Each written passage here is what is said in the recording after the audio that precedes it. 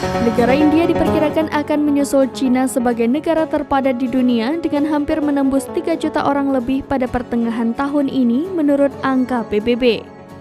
Laporan keadaan populasi dunia 2023 oleh United Nations Population Fund memperkirakan populasi India akan menjadi 1,428 miliar pada akhir Juni dibandingkan dengan Cina yang hanya 1,425 miliar.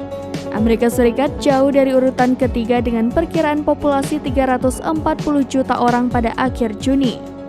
Data dalam laporan tersebut didasarkan pada informasi yang tersedia hingga Februari. Pakar populasi yang menggunakan data sebelumnya dari PBB memproyeksikan populasi India akan melampaui Cina pada bulan April.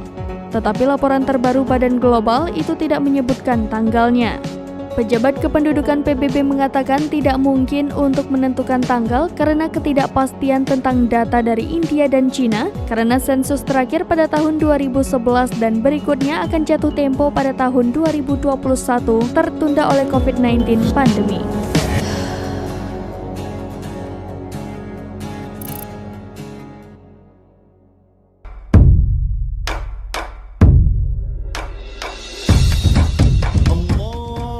Dari studio SrambiNews.com di Menasah Manyang, kami mengucapkan Selamat Hari Raya Idul Fitri 1445 Hijriah.